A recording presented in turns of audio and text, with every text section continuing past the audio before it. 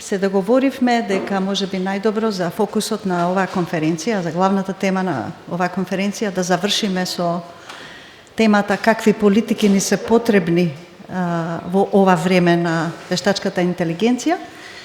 Од предходната дебата која ми наликуваше на пред 2-3 децении дебатите за технолошкиот детерминизам, дали технологиите го одредуваат нашиот начин на живот или ние сме важни во тоа како ги користиме технологиите, она можам да го извлечам, она најважното. Ризикот не е во самите технологии, ризикот е во злоупотребата на технологиите, а во контекст на вештачката интелигенција, поточно генеративната вештачка интелигенција, која во сферата на медиумите и новинарството може од една страна да се користи за многу позитивни цели, може да се користи како алатка која им помага на новинарите, но од друга страна може да се злоупотребува и како од различни субјекти во ширење на дезинформации. И тука е главниот ризик од злоупотребата на оваа технологија, но како и на многу други технологии. И сега прашањето главно е како ние како општество треба да се организираме, какви политики треба да имаме, какви закони треба да носиме, какви действија и активности треба да преземаме со цел да го намалиме тој ризик. Ризикот секако ќе постои, не е можно да не постои. И насловот на оваа моја презентација не е случајно таков. Се извинувам, некој да ми помогне, тука ми се појавува кафи, само момент. Аха. Еве го, добро. Не е случајно развој на свесноста за ризиците од дезинформации. Значи не е само една нова флоскула, развој на свесноста за ризиците. Овој концепт всушност произлезе од најновата студија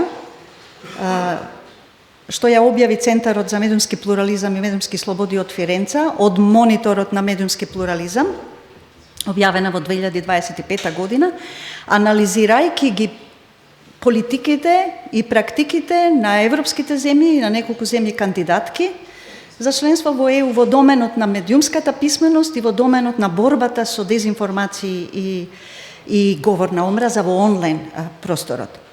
И пред да се осврнам на тоа што е тој концепт, односно тоа сакам да го искористам повеќе како поттик за ние да овде да размислиме и да поразговараме за тоа што недостасува во нашите политики во оваа сфера. Пред тоа морам накусо да ги представам наодите од проценката за состојбата со медиумскиот плурализам кај нас во 2023 година. Значи, проценката се објавува за годината предходно, бидејќи самото истражување е многу комплексно, огромно, се базира на многу податоци. Значи, сосема накусо во 3 дела ќе се осврнам, како што реков, на концептуалната рамка и на податоците за ризиците за медиумскиот плурализам кај нас. Потоа ќе представам каде се наоѓа Македонија во листата на земји и во поглед на целата состојба со медиумскиот плурализам, а особено во поглед на 2 индикатора: медиумска писменост и заштита од дезинформации и говор на омраза. И третата точка, како што реков, е да поразговараме заеднички околу тоа како натаму би требало да ги развиваме политиките. На повеќето од вас им е познат веќе мониторот за медиумски плурализам и верувам дека сте ја прочитале и најновата проценка. Ние по 5 пати ја изработуваме оваа проценка. Ова ќе биде прво представување, прво сумирање. Сите знаете дека е исклучително комплексен зафат, бидејќи самата концептуална рамка го дефинира медиумскиот плурализам како концепт составен од 4 клучни области: фундаментална заштита, плуралност на пазарот, политичка независност и социјална инклузивност, четвртата област која е релевантна за темата за која денес дискутираме, бидејќи во рамките на оваа област се двата индикатори: развој на медиумската писменост и заштитата од дезинформации и говор на омраза. Секоја област има по 5 индикатори и секој индикатор содржи збир од варијабли, вкупно 200 варијабли, 200 прашања има во целиот монитор. Процесот на собирање податоци е многу тежок и комплексен, се одвива неколку месеци, па потоа може да се направи проценка со алгоритам што го има поставено Центарот за медиумски плурализам. Да додадам само уште дека МПМ се фокусира примарно на вестите и на информативните содржини и се потпира врз една широка дефиниција за медиумите, која подразбира разновидни информативни канали, значи не медиумите во традиционална смисла на зборот само, туку и сите извори на информирање што постојат во дигиталниот простор, од каде впрочем доаѓаат многу ризици во ширењето на злонамерни или дезинформации или на малинформации. И исто така за МПМ е важно, се усовршува секоја година и со цел да ги опфати најновите технолошки трендови ги наблюдува структурните прашања во начинот на кој социјалните мрежи влијаат врз информацијскиот простор и врз медиумскиот простор генерално, вклучително и нивните услуги и бизнис моделите. Но да не ширам премногу, бидејќи ќе биде инаку долга презентацијата. Ова е главниот графикон што ја покажува состојбата со ризиците за медиумскиот плурализам во нашава земја. Инаку ризиците се пресметуваат од 0 до 100, до 33% е низок ризик, од 34 до 66 е среден ризик и од 67 до 100 е висок ризик. И гледате ние дека во ниедна област немаме низок ризик. Областа фундаментална заштита е две линии има, тоа изумив да кажам. Плавата линија ги мери сите индикатори и во офлайн и во онлайн сферата, црвената линија се однесува само на дигиталниот простор. И има разлика во ризиците генерално, значи во целата сфера и само во дигиталниот простор. Фундаменталната заштита е во сферата на среден ризик и вкупниот скор и во дигиталниот простор, нешто повеќе, 39%. Ке видиме зошто е тоа така. Плуралност на пазарот е област каде ризикот е највисок и во двата скора, 72 и 75, а кај политичката независност вкупниот збир е 46, пак е во доменот на среден ризик, но во дигиталната сфера ризикот е огромен, 90%, и тоа главно се должи на фактот што онлайн медиумите, значи регулативата не ги опфаќа нив, не се заштитени од политички влијанија и постојат идентификувани се многу коруптивни практики во сферата на распределбата на средствата за политичко рекламирање за време на избори. Значи, овие сите конкретни прашања што ги спомнувам се варијабли во рамки на индикаторите. И сакам да помогнам да се разбере од каде доаѓаат во вкупната сума овие ризици. Областа социјална инклузивност е во дигиталниот домен влегува во висок ризик, а вкупниот скор и во традиционалните и во онлайн медиумите ризикот е на границата, значи нешто среден, но на границата со висок ризик. Имаме влошување на состојбата во споредба со 2022 година во 3 од 4 области. Веќе спомнав, значи најголеми, но и хронични ризици во сите години наназад констатиравме во плуралност на пазарот и во социјалната инклузивност.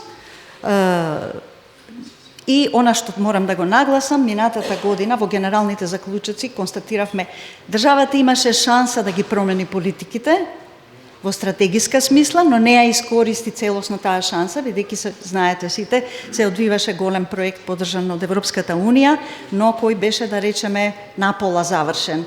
Беа испорачани сите анализи и предлози за нови закони кои значат и за измени на постојните кои значат усогласување и со најновите регулативи на Европската Унија, меѓутоа тоа не се заврши, напротив.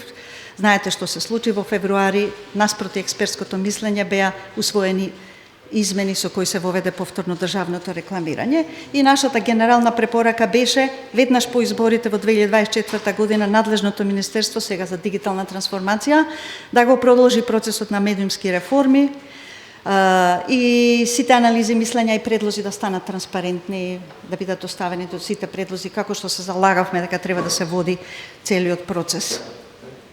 Сега конкретно во посебните области, фундаменталната заштита е така наречениот регулаторен столб на медиумскиот плурализам.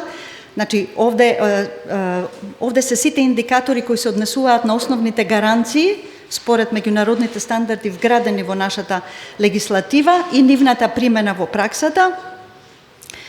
Има 5 индикатори, подетално можете да ги прочитате затоа што би била многу долга инаку презентацијата во самиот извештај.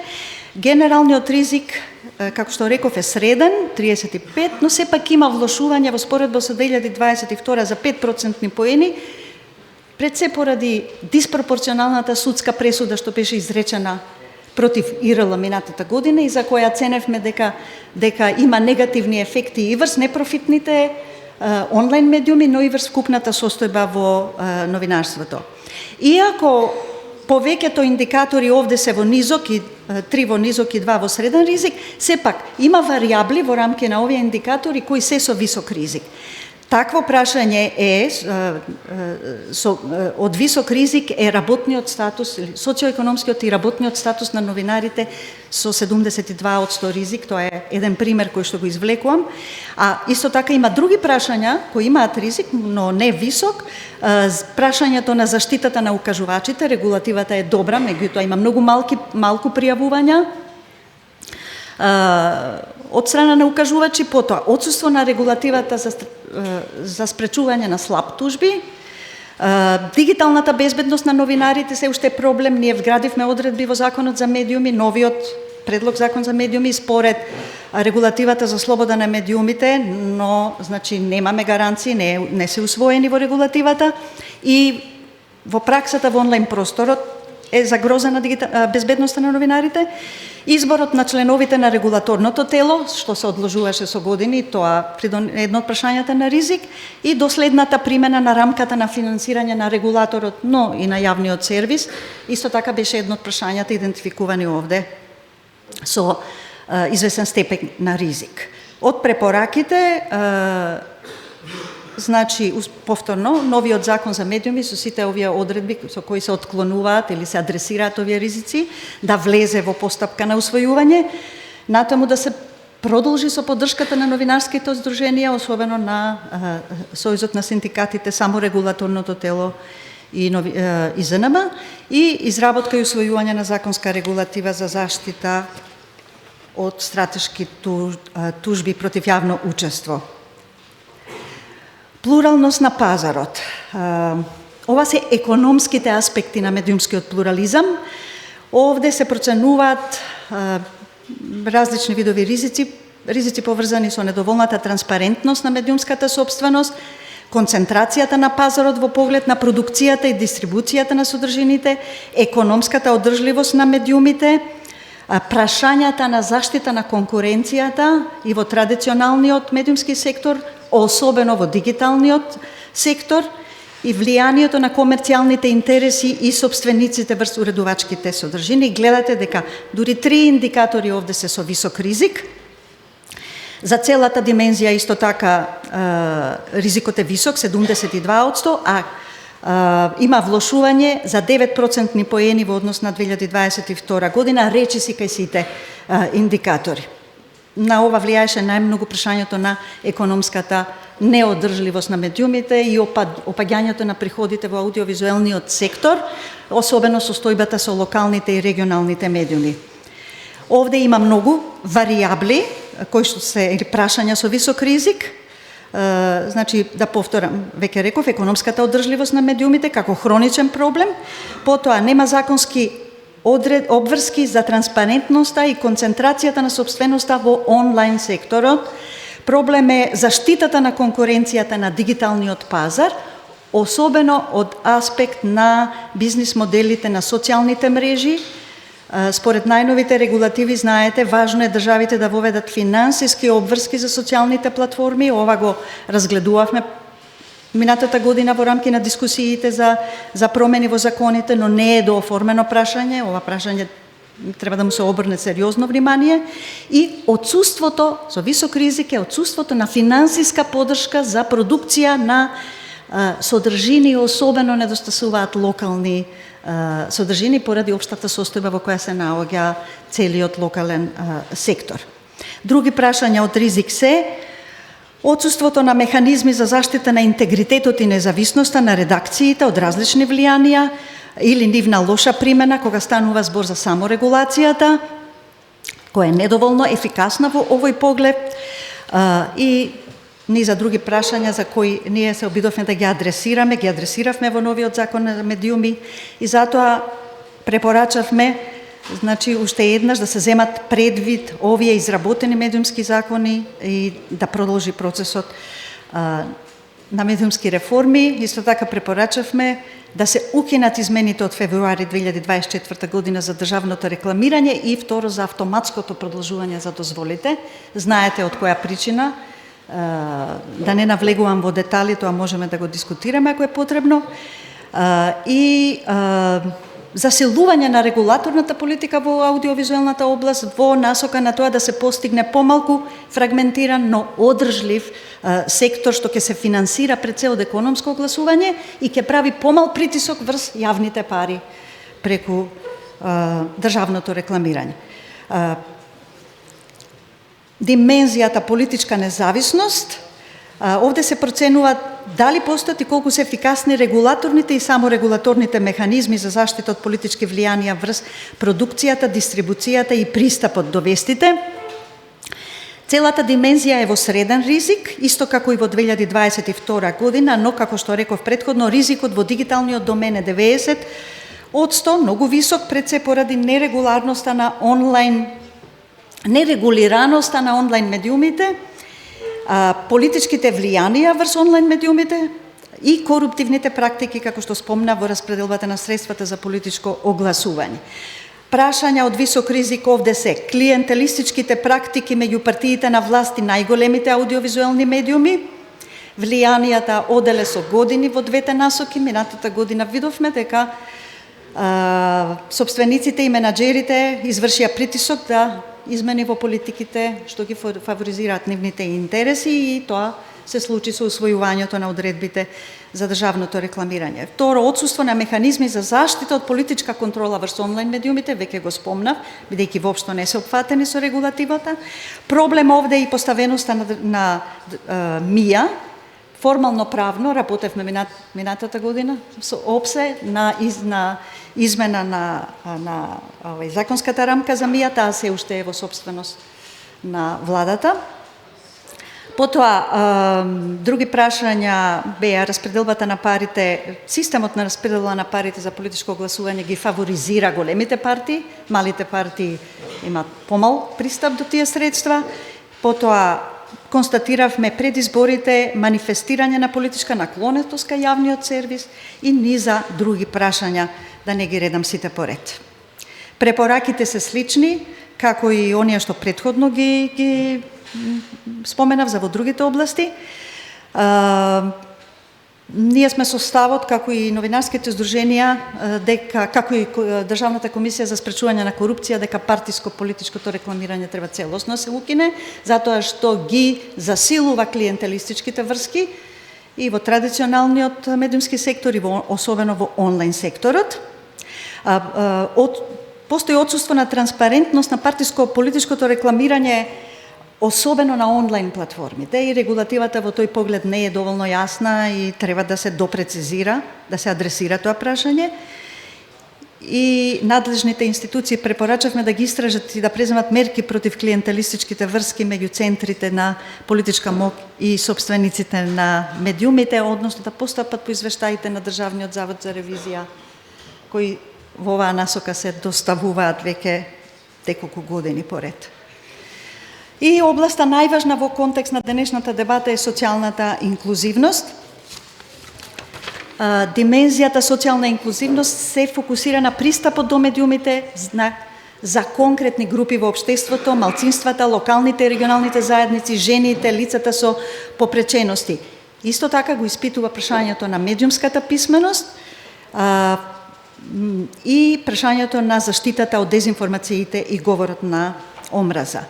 Во оваа димензија, еден од индикаторите е со висок ризик, пред се пристапот на локалните заедници до информативни содржини поради економската неодржливост на локалните и регионалните медиуми и неразвиеноста на медиумите на заедницата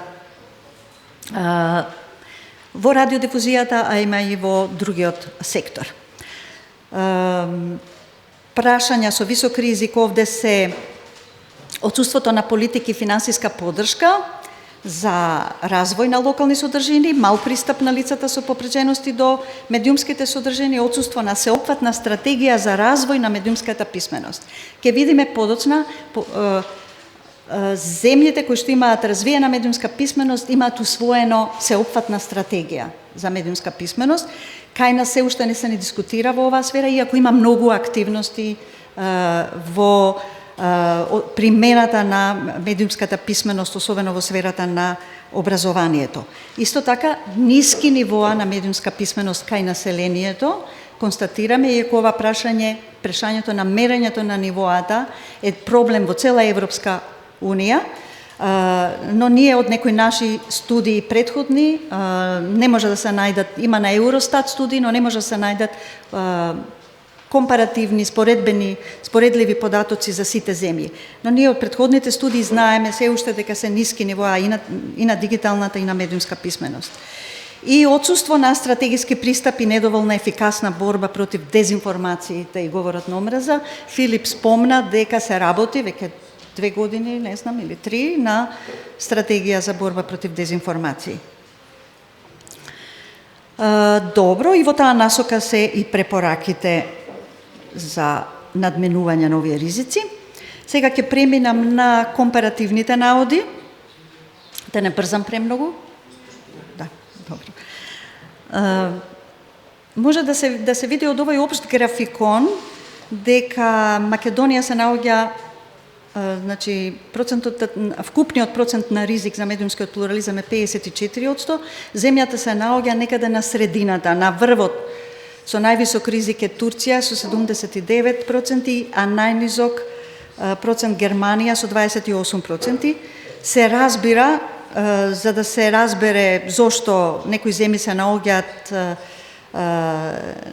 на конкретно место во ранг листата, мора да се навлезе подлабоко во сите 4 димензии и во различните индикатори, за да се види што све влијае, зошто во поглед на едни е на повисоко место, во поглед на други индикатори на пониско место, но генерално и целиот компаративен извештај на Центарот за медиумски плурализам покажува дека во најголем број европски земји има влошување на состојбата. Од вкупно 32 земји вклучени во проценката, задоволителна е состојбата само во 7 земји: Германија, Шведска, Данска, Холандија, Белгија, Финска и Литванија. 17 земји се наоѓаат во зоната на среден ризик со вредности меѓу 40 и 60, каде сме и ние, а во споредба со другите земји од регионот, ние сме, особено со кандидатките за членство во ЕУ, ние сме подобри.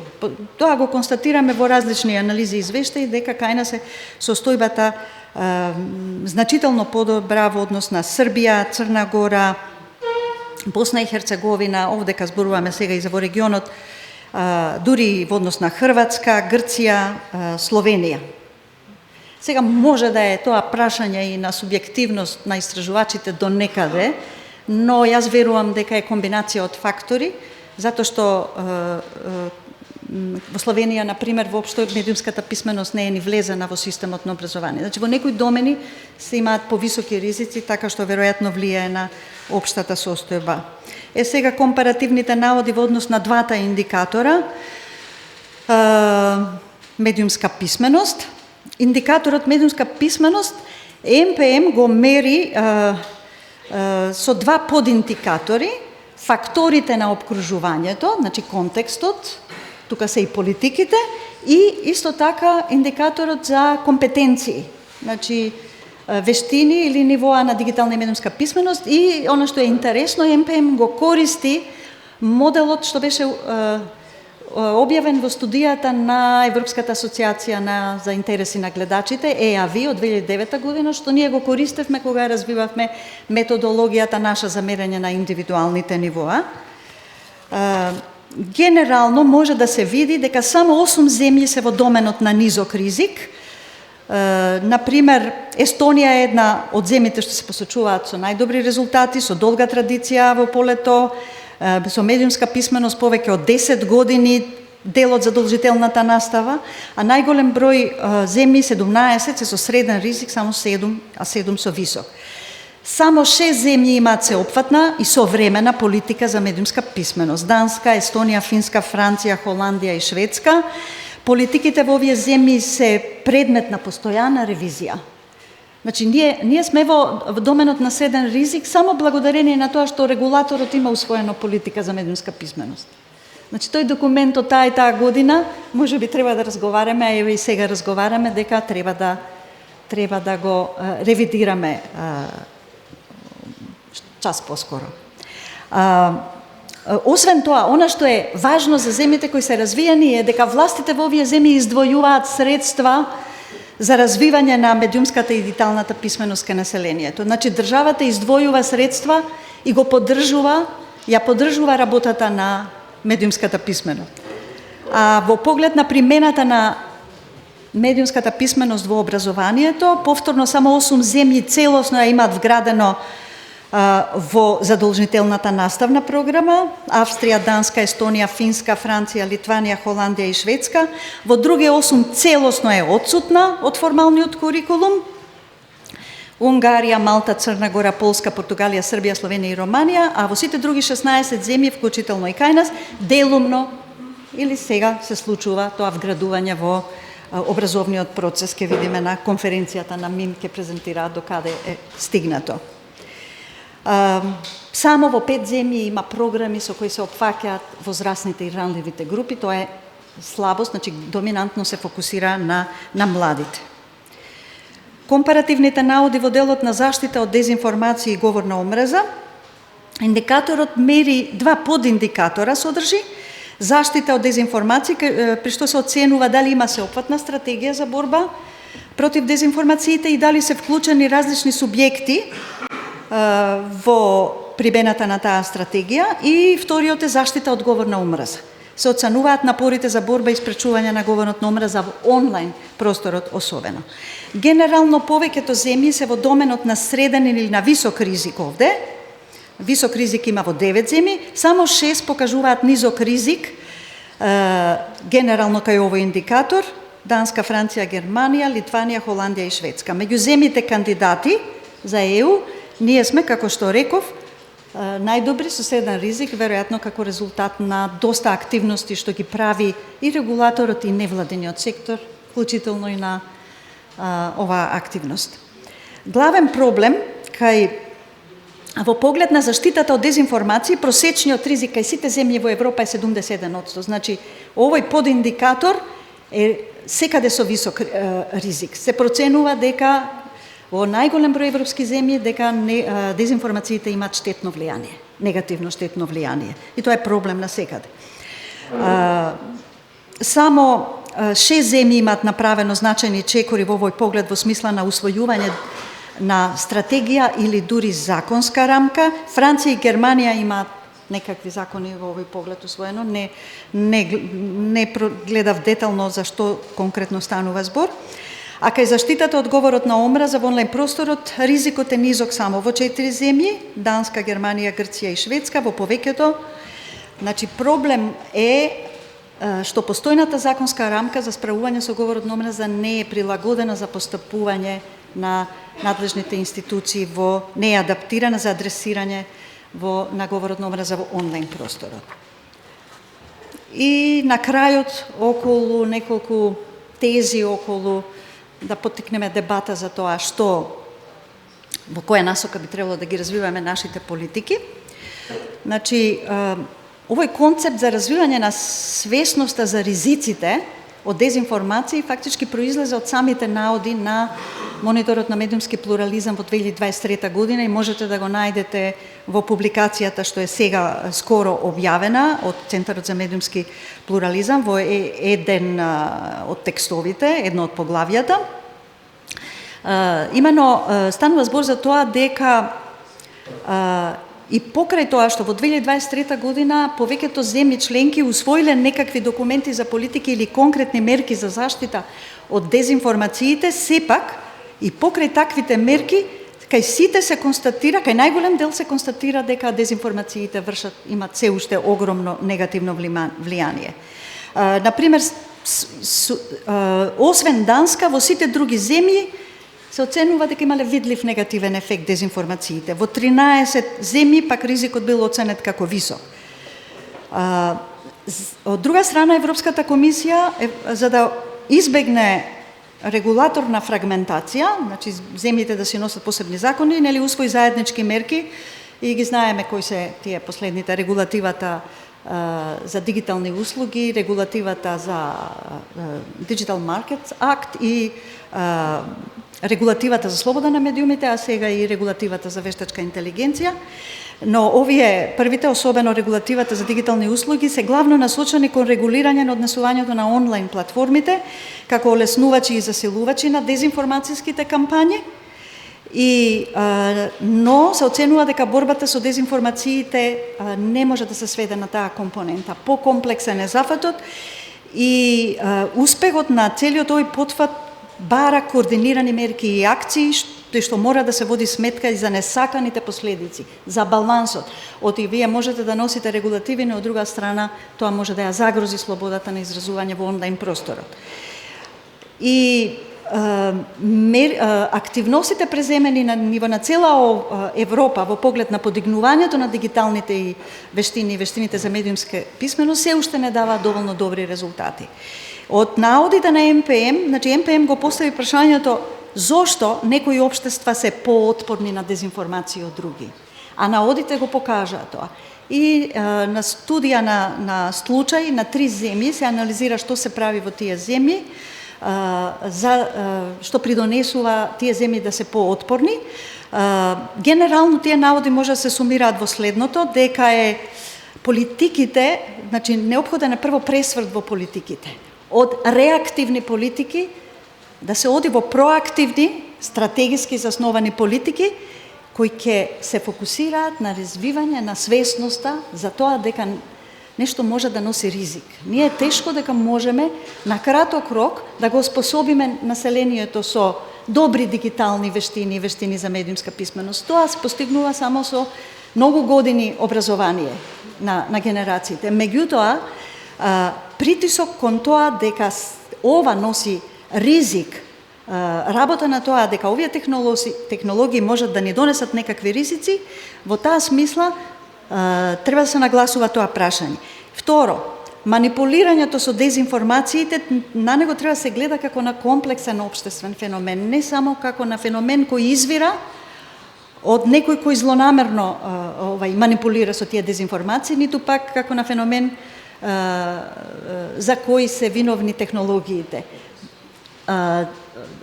Таа појава има различни димензии, има корени и во социополитичкиот контекст. Затоа тие политики треба да се засноваат на мултидисциплинарни истражувања на различни аспекти, особено на ранливоста и отпорноста кон манипулирање со дезинформациите.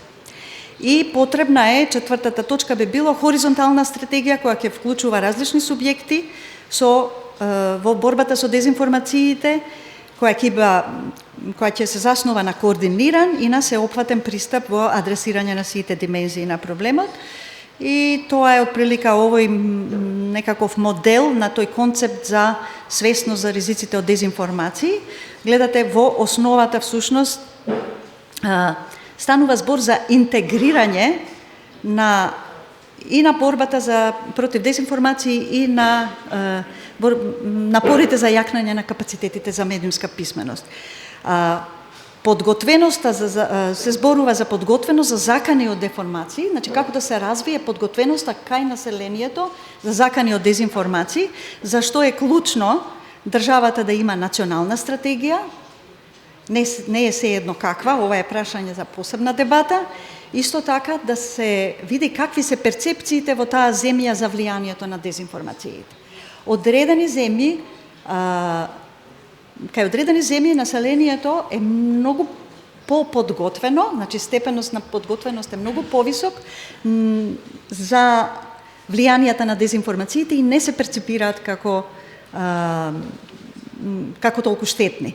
А од друга страна, подигнувањето на капацитетите за медиумска писменост подразбира изградба на политики за медиумска писменост, сеопфатни и современи, како што реков, активности или примена на тие политики во сферата на образованието, но и надвор од сферата на образованието, и развивање, истражување, следење и развивање на компетенциите на целата популација. И јас тука би завршила, се надевам дека не беше премногу долго.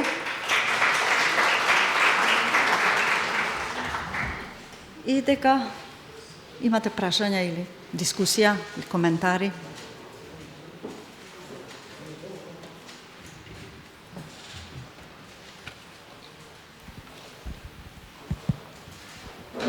Жане, би сакал да споделам едно искуство. Сега имав работилница за медиумска писменост со втора година средно ученици. Значи, тоа се ученици кои не се опфатени со таа програма на ИРЕКС, сега проектот во курикулумот да имаат воопшто. Нема воопшто допир со медиумска писменост. Првото прашање беше дали воопшто знаат што е медиумска писменост. Но оно што ме вчудо не види е што не може да, таа генерација на ученици не може да набројат ни два медиуми. Ни по вид, ни по бренд. Така што ми се допадна тој момент на проактивност во приказната. Значи, сега сме веќе во ситуација кај што не може да ги лечиме работите, не мора да се поставиме како ќе бидат понатаму. Значи, мора да се размислува 5 до 6 години напред. И оно исто што ме вчудо не види од тие мини анкети со децата е што речи се 70% од нив користат генеративна вештачка интелигенција. А наставниците беа посебна група, нема ни 10%. Значи, ние збориме за детали, да кажам, ова што во моментот се случува со медиумите, но мораме да бидеме свесни дека за 5 до 10 години апсолутно нема да постојат медиумите како што е работа да тргнат. Значи, децата апсолутно не ги перципираат, прво ги перципираат дека се корумпирани, тоа е прва асоциација, значи за тоа знаат, но не можат да направат разлика меѓу социјални мрежи и медиуми. За жал, тоа и во многу проекти или едукативни моменти, публикации, видеа, многу често се среќава дека се поистоветува медиум со социјална мрежа. За многу од нив социјалните мрежи се медиуми. Немам конкретно прашање, само ги нафрлам овие работи и како да се поставиме проактивно, значи дезинформација, тие се свесни дека има дезинформација, но они тоа го прецепираат како забава, не како информација. Кога се употребува терминот медиумска писменост, гледаме многу често се сваќа тесно. Напротив, медиумска писменост опфаќа и информацијска и дигитална писменост, различни меѓународни организации различен термин користат. Европската унија го користи пред се терминот медиумска писменост. На некој начин можеби е застарен, можеби треба да се користи и медиумска информацијска како УНЕСКО што користи, но кога ги мериме навиките, изворите на информирање, перцепциите и низа други аспекти на медиумска писменост, концептот што го спомнав, што е развиен во 2009 година со студијата на ЕАВИ, го подразбира сето тоа. Сите извори на информации, сите информативни канали. И многу често медиуми се користи, како што кажав и во МПМ, дефиницијата за медиуми не се само медиумите со уредувачка политика, традиционалните медиуми, туку и сите други информацијски извори, од кои населението се информира или кои влијаат врз формирањето на јавното мислење. Така што не ме чуди дека тие млади луѓе не знаат за медиуми, бидејќи знаеме од истражувањата дека доминантно се информираат од социјалните мрежи, од постовите на пријатели, не знам дали се уште е така. Не сум видела некое поново истражување, но има едно поново што го нарачавте вие, ема не ги видов наводите. Но се уште се разбира, се уште е така. А малолетни, да, добро.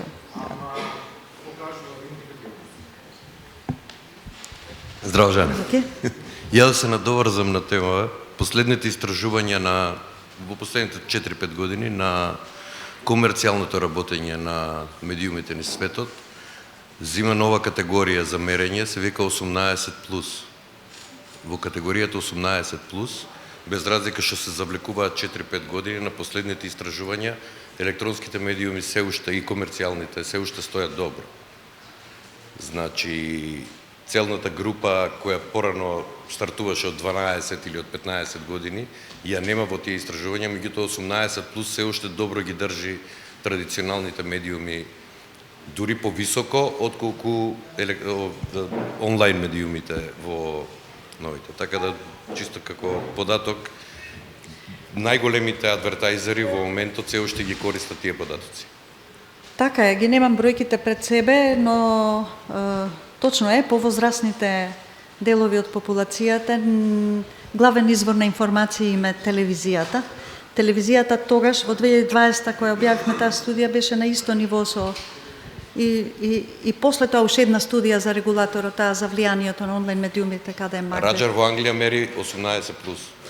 Да, но трендовите се тие. Колку е помала возраста, толку е голем степенот на користење како главен извор на информации на социјалните мрежи. Не знам до кога ќе биде тоа така. Здраво. Сакав во минатата дебата, да речам панел, да го потребам ако имаше можност тоа, меѓутоа сега ќе го искористам. Ричлиев ми даде као тригер малку. Ако добро сите се сеќаваме, таа повозрастна генерација што сме овде, а веројатно и сите го памтат, првиот филм Терминатор е излезен 1984 година. Сценариот кажува за тоа како од 2029 се враќа во минатото за да го уништа, нели, мајката на неродениот син, на тој што бил отпор, затоа што вештачката интелигенција се одметнала и веќе станала господари на земјата. Значи едно апокалиптичко, нели, сценарио кој што ние сме сега крај на 2024, не верувам дека за 5 години ќе доеме до такво нешто. Верувам дека не е толку апокалиптично сценариото, меѓутоа дека мора да се преземат некои мерки, работи масовно, за да не забега, така да се изразам работата. Се согласувам. Ние ни генерации и веќе ни ги имаме генерациите кои што се во однос за нас технолошки, информатичко-компјутерски супериорни, меѓутоа медиумски се сиромашно, не се многу образовани. Затоа се споменуваше ни целата ваша презентација дека ни треба масовна медиумска писменост. Се согласуваме сите дека досега е единствен докажан, нели, лек за борба против дезинформациите. Јас сакам само да кажам уште нешто, дали ќе се согласите или не, еве, чекам мислење, дали сметате дека е потребно секоја држава да инвестира исто така сериозно во истражувачко новинарство или во вистинското слонречно новинарство, затоа што ако им се даде социјална, економска и правна сигурност, верувам дека новинарите, вистинските новинари ќе си го пронедат патот за да ги емитуваат вистинските информации кои што ќе бидат, нели, релевантен извор на информации за споредба со оние другите кои што рекуваме пиџама новинарство и кои што се проверени у наводници провајдери на дезинформација. Благодарам. Па се е поврзано едно со друго, колку по-професионални медиуми, толку, како да речам, подобро освестување на публиката за тоа што е етичка и што е професионална содржина и очекувана промена на навиките дека ќе оди публиката кај тие медиуми на кои што им верува. Ама генерално, како што спомнав, си го прават технологиите своето и дури европските општества не се толку добро организирани и отпорни, бидејќи податоците од истражувањето покажуваат дека се помал е процентот на публиката која генерално им верува на сите медиуми, мислам. И сега, да, мислам, тоа што велиш, да, поддршка на истражувачко новинарство, поддршка на квалитетни содржини, и тоа е тоа што го зборуваме, нели, ние фонд за содржини и така. Што повеќе? Јас сакам само да споделам една информација која што е во контекст на вашиот концепт за свесност за ризиците од дезинформација. Минатата недела бев на состанок на Европската платформа на регулаторни тела, каде што професор од Универзитетот во Виена сподели првични сознанија од големо истражување кое што се спроведува во неколку европски земји и е поврзано со дезинформациите. Многу специфично истражување со специфична методологија. Сега лицата ги прашале дали споделиле некогаш дезинформации и зошто го направиле тоа. Значи, најголем дел од испитаниците во сите земји споделуваат дезинформации прво, затоа што не можат да препознаат дека станува збор за дезинформација, а вториот клучен податок беше заради тоа што не се свесни дека со споделувањето на таа дезинформација можат некому да нанесат штета. И третиот момент е затоа што е неказниво. Така да тоа е многу на линија на овој концепт кој што произлегува од истражувањето. И исто така да споделам дека агенцијата во рамки на Твининг проектот подготвува прирачник кој што ќе биде наменет за општата популација, како да препознаат дезинформации и да не бидат да не споделуваат понатаму дезинформација. Би требало да биде готов на почетокот од следната година да биде промовиран. Благодарам, Мема, да, интересно.